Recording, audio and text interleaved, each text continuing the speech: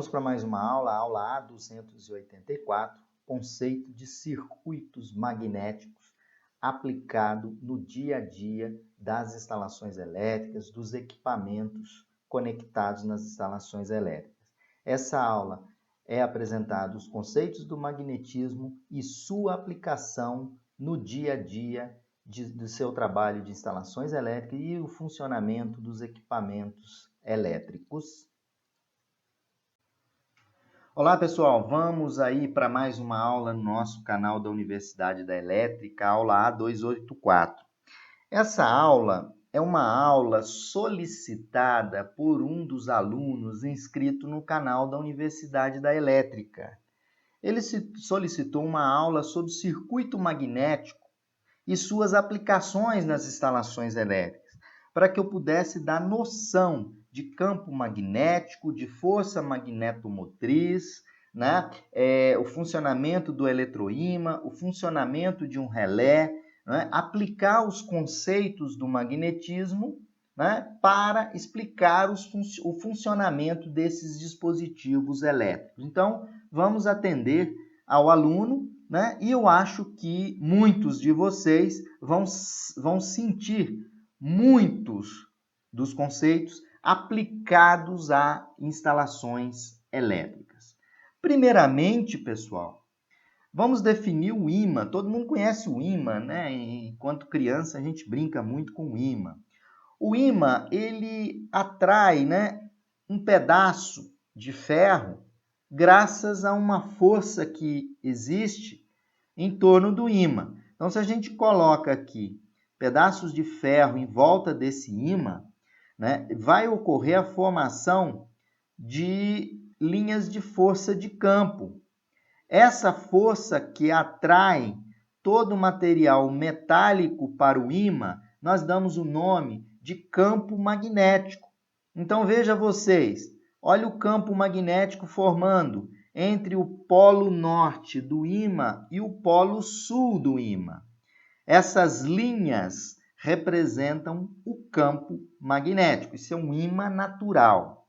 Exatamente dessa forma, as cargas elétricas de polaridades opostas se atraem e da mesma polaridade se repelem. Da mesma forma, os ímãs, os polos iguais dos ímãs, norte com norte, se repelem e os polos opostos se atraem. Então, essas linhas de força, a gente dá o nome de campo magnético. A Terra tem um campo magnético, correto? O campo, ele parece ser formado por linhas. Na verdade, ele é formado por linhas de forças que saem do polo norte do ímã e percorrem o ar. Olha, veja, eles percorrem o ar, né, ao seu redor e atraem novamente no ímã no polo sul, né? Então elas migram do norte para o sul, essas linhas de força, né? Fechando o percurso dessa linha de força. Quanto mais forte for o ímã, quanto maior a barra do ímã, maior é o número de força e a área abrangida por essas linhas de força. Essas linhas de forças compõem, né, essa força é denominada campo magnético. Bom, o conjunto de todas essas linhas de força do campo magnético que emergem do polo norte do ímã é denominado fluxo magnético. Então, o fluxo magnético, ele é o conjunto dessas linhas de força. E o fluxo magnético tem um símbolo para a letra grega, chamada φ, né? Então, o fluxo magnético, ele é a quantidade de linhas que saem do norte para o sul, de um ímã, por exemplo. A unidade de fluxo magnético, né, no sistema internacional é em Weber. Um Weber, só para vocês terem ideia, um Weber, ele tem 1 vezes 10 a oitava linhas. Então, se eu tenho 10 Weber ou Weber, eu tenho 10 vezes 10 a oitava linhas, né? Então, o fluxo magnético, ele é medido em Weber, WV. Olha um exemplo aqui, um fluxo magnético tem 3.000 linhas. Calcule a intensidade em microweber. Só fazer uma regrinha de 3. 1 Weber tem quantas linhas? 10 a oitava linhas. Ó, 10 a oitava linhas. X Weber tem quantas linhas? No nosso problema, 3.000. Ok? Ó, 3.000. Então, fazendo a regra de 3, vai ser 3.000 dividido por 10 a oitava. Então, vai ficar 3 vezes 10 a menos 5 Weber. 3 linhas produzem 3 vezes 10 a menos 5 Weber. Bom, agora vamos para um outro conceito relacionado à densidade de fluxo magnético. A densidade do fluxo magnético. A densidade do fluxo magnético, por unidade de área, é chamada de B, né? O fluxo magnético, φ, e a densidade B. Então, o fluxo magnético é uma integral, que é uma matemática, né? É uma integral da superfície de B, que é o correspondente ao vetor campo magnético, vezes dA, que é a área. Então, você tem aqui um ímã aproximando de uma bobina, vai gerar aqui um campo magnético e vai gerar um fluxo magnético. O fluxo magnético ele pode ser calculado pela densidade de fluxo magnético, que é medida em Tesla. A densidade de fluxo magnético é B. Aqui B com essa setinha representa o vetor. Então, eu posso dizer que o fluxo magnético ele pode ser associado a o produto vetorial de B, onde B é a densidade de fluxo, a área em metros quadrados. A área dessa bobina aqui em metros quadrados. Então, eu posso dizer que φ é B vezes A vezes cosseno de θ, né? Onde θ é o ângulo, né? Um ângulo entre a superfície e o vetor B. Tá? Então, só para vocês terem entendimento, que a densidade de fluxo magnético B ela é medida em Tesla. Agora, tem um conceito que é muito importante, que é a permeabilidade magnética. A permeabilidade magnética, ela se refere à capacidade do material magnético em concentrar fluxo magnético. Qualquer material facilmente magnetizado, ele tem alta permeabilidade. Então, a permeabilidade relativa é uma medida de permeabilidade para diferentes materiais em relação ao ar. Então, a gente chama de qual a permeabilidade relativa? μ0. μr, na verdade. μ0 é a permeabilidade magnética do ar, que é 4π vezes 10 a menos 7, enquanto que a permeabilidade magnética relativa, ela está relacionada com o ar. Eu posso ter um meio com μr igual a 10 μ0, né? A unidade de permeabilidade magnética é a unidade de densidade de campo magnético por comprimento. Então, é Tesla por metro. Então, a permeabilidade é a capacidade que o material tem de concentrar o fluxo magnético. Quanto mais fluxo magnético ele concentra, maior é a sua permeabilidade magnética. Bom, vamos já encontrar a primeira aplicação dos conceitos do magnetismo. Todo mundo já ouviu falar na força magnética. Aquele ímã, quando eu coloquei inicialmente, ele atrai os materiais metálicos através de uma força magnetomotriz, por exemplo. Para uma bobina, vamos imaginar assim, uma bobina Essa bobina, quando ela é percorrida por uma corrente elétrica, ela tem ali na sua construção uma quantidade N, que é o número de voltas. A força magnetomotriz dada em amperes-pira, ela é proporcional ao número de voltas dessa bobina e à corrente que circula. Então, a força magnetomotriz é N vezes I. Ou seja, eu aplico uma corrente numa bobina e eu crio ali um ímã não natural. E uma das aplicações é o relé. Veja vocês nessa figura, eu tenho aqui a bobina do meu relé, contato normalmente fechado. Quando circula uma corrente por essa bobina, cria-se uma força magnetomotriz, funcionando essa bobina como um ímã, e ela faz atrair os contatos.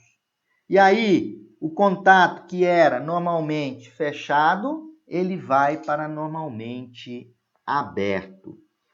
O disjuntor, ele tem esse funcionamento, o disjuntor termomagnético. Ele tem uma bobina, essa bobina é para ele disparar magneticamente por corrente de curto circuito. O desarme dele é muito rápido. Então, essa é a força magnetomotriz sendo aplicada nos relés, sendo aplicada nos disjuntores termomagnéticos.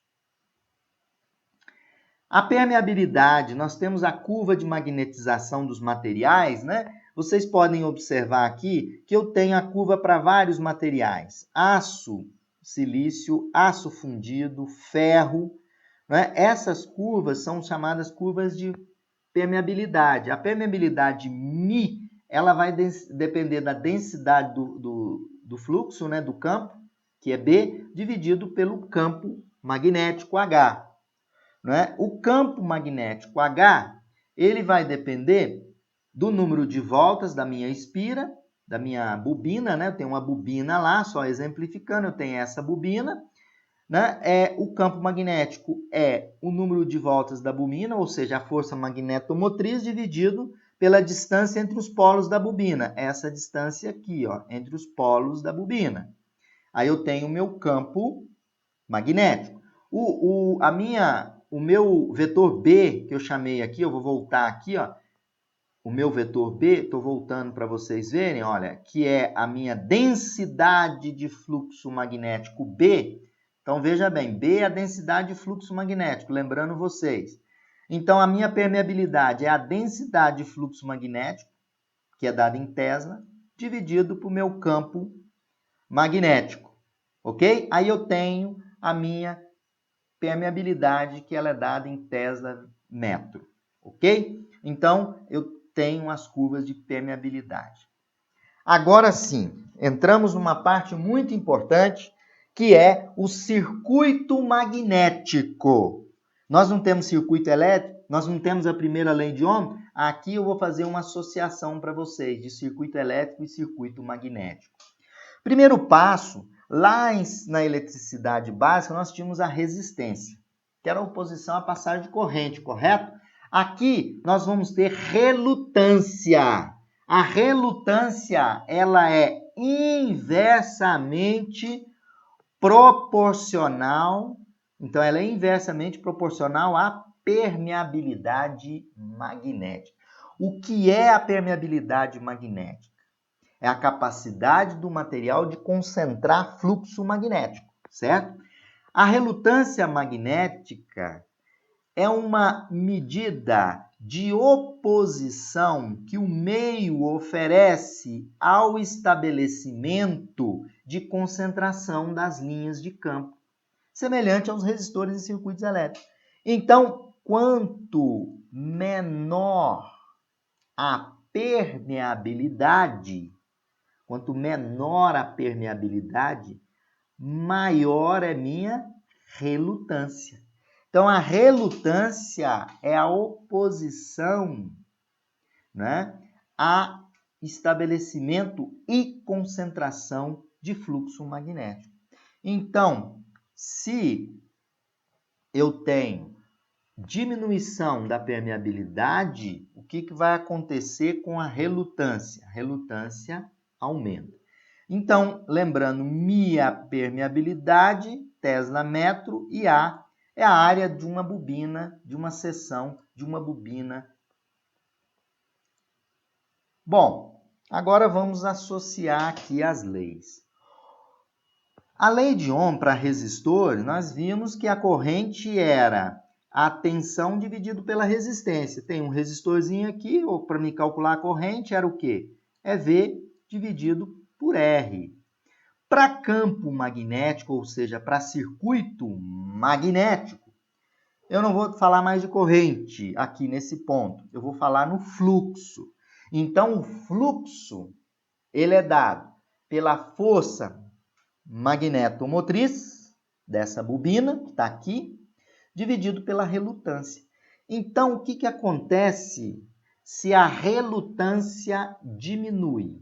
Se a relutância diminui, o fluxo aumenta. Se eu quero aumentar o fluxo, eu diminuo a relutância dessa bobina. Ok, pessoal? E a relutância, ela é inversamente proporcional à área, né? E à permeabilidade, onde L é o comprimento da bobina, μ é a permeabilidade e A é a área da bobina. Então, o fluxo é Ni, que é a força magnética, dividido pela relutância. Se a relutância diminui, o fluxo aumenta. Se a relutância está diminuindo, por exemplo, eu posso ter mudado o material, porque mudando o material eu altero a permeabilidade magnética. Quanto menor a permeabilidade magnética, maior é a relutância. Maior a relutância, quanto que acontece com o fluxo? Diminui o fluxo. Então, se eu diminuo a relutância, por que eu diminuo a relutância, por exemplo? Porque eu posso diminuir a permeabilidade. Esse comportamento vai ser muito importante na análise de motores elétricos, a relutância. A indução eletromagnética, né, que é o funcionamento dos geradores, né, é baseado na lei de Faraday de 1831, que ele descobriu o princípio da indução, que diz o seguinte, que ao aplicar um fluxo magnético em uma bobina, né, se eu aproximar aqui um ímã dessa bobina, né, e variar esse ímã, aproximar o ímã, né, ficar aproximando o norte aqui e o sul do ímã, né, eu ficar fazendo um movimento desse ímã próximo dessa bobina, segundo Faraday, vai induzir nos terminais dessa bobina uma tensão induzida. Essa tensão ela é proporcional à variação de fluxo em relação ao tempo, multiplicado pelo número de voltas da bobina. Quanto mais voltas eu tenho na minha bobina, maior é a tensão induzida. O sinal negativo é o indicativo da lei de Lenz, né? A polaridade da tensão induzida ela é determinada por meio da lei de Lenz. A tensão induzida ela tem polaridade que opõe a variação do fluxo que causa a indução. Desse fluxo aqui, pessoal. Ó.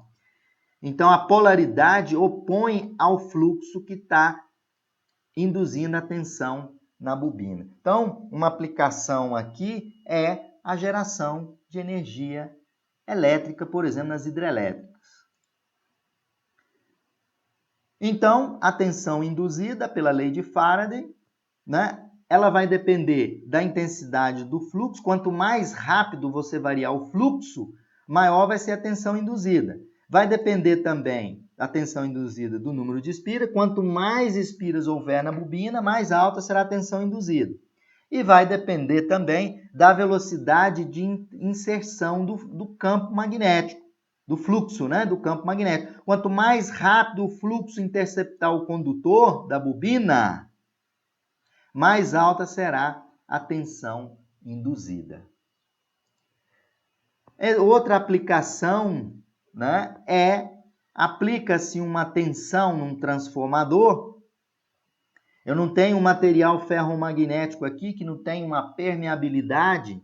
Aplicando a lei de Faraday, vai induzir aqui um campo magnético nesse material. Esse campo magnético circulando pela espira secundária do transformador vai gerar uma tensão induzida nos terminais do secundário do transformador. Pessoal, então, foi de uma forma bem rápida que eu pude trazer esses conceitos para vocês, que é aplicado no nosso dia das instalações elétricas, da geração de energia, dos disjuntores, relés. Fiquem ligados no canal da Universidade da Elétrica.